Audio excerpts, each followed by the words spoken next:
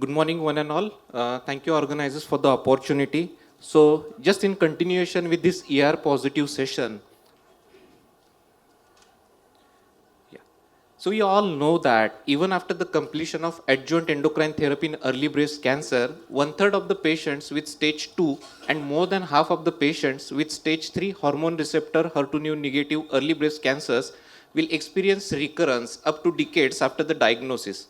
The NATALY study was designed to assess the ribociclib plus standard of care endocrine therapy in patients with hormone receptor positive HER2 negative EBCs with the aim of addressing the unmet need of this broader group of population. So coming to the part 1, ribociclib and endocrine therapy as an adjuvant treatment in patients with HR positive HER2 negative EBC, primary results from the phase 3 NATALY trial by Dennis J. Slamon, citation in ASCO.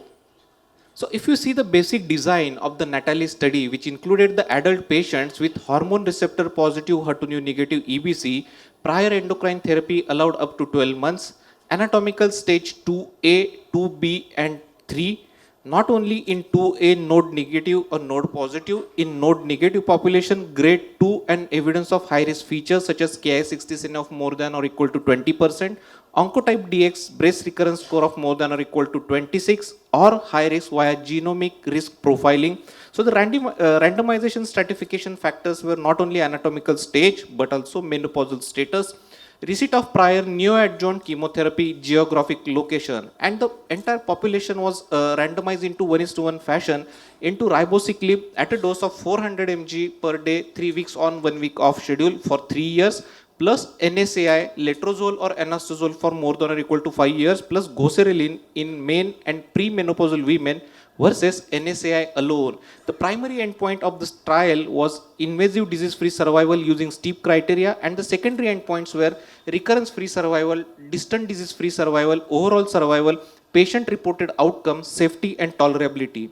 So if we see the Kaplan-Meier curve, based on the one-sided p-value of 0.0014, the IMDC concluded that the results met the criteria to demonstrate statistically significant and clinical superior efficacy, and the absolute IDFS benefit with ribo plus NSAI at 3 years was 3.3%.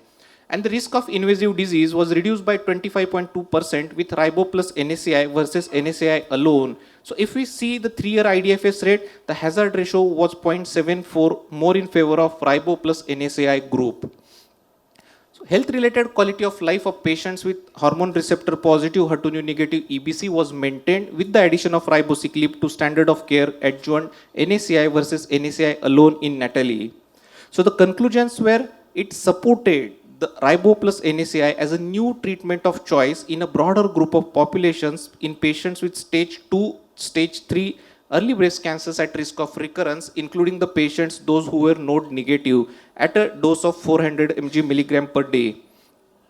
Coming to the part 2, that is invasive disease-free survival across key subgroups from the phase 3 NATALY study with ribociclib plus NSAI in patients with EBC by Aditya Bardia, published in Annals of Oncology. So if you see the entire list of parameters, actually those which were included, including menopausal status pre or post, anatomical stage, stage 2, stage 3, nodal status positive, negative, age less than 65, more than or equal to 65, Ki-67 of less than or equal to 20% or more than 20%, we can clearly see the 3-year IDFS rate favors combination of ribociclib plus NSAI. Not only the percentage, but also if we see the 3-year delta, that is also favoring the combination. And we can see on the extreme right that entire list of hazard ratio ranges between 0.7 to 0.75. Especially in node negative population, the hazard ratio goes up to 0.6 as well. So the conclusions were this data reinforced the previously reported results which showed significantly lowered risk of recurrence with ribo plus NSAI compared with NSAI alone across the broader population in patients with stage 2, stage 3 hormone receptor positive HER2 negative early breast cancer. Coming to the last part, that is part 3, ribociclib plus NSAI as an adjuvant treatment in patients with HR positive HER2 negative EBC, final invasive disease-free survival analysis from the NATALY trial by Gabriel N. Hortobagi, published in SABCS. So the IDFS by anatomical side, the risk of invasive disease was reduced by 30% for stage 2 patients and by 24.5% for stage 3 diseases with Ribo plus NSAI.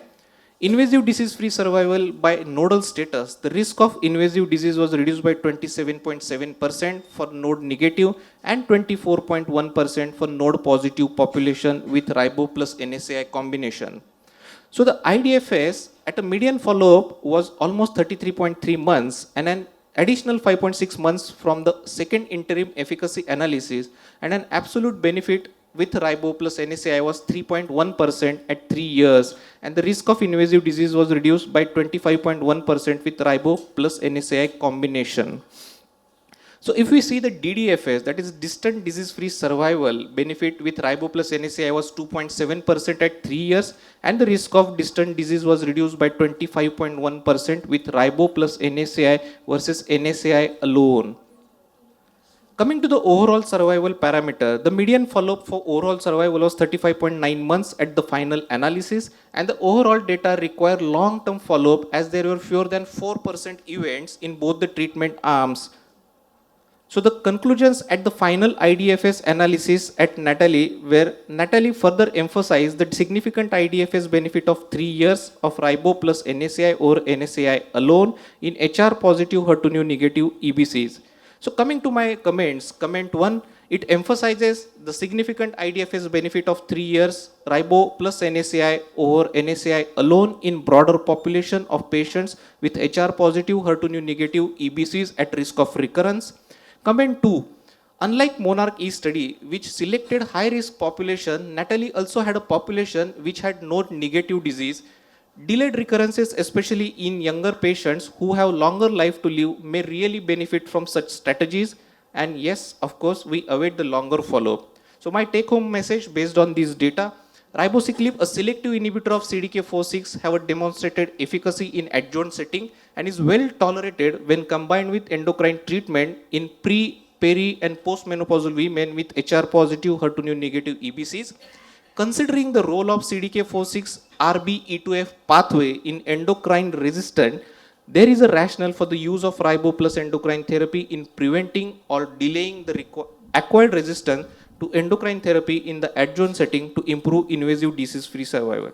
Thank you so much.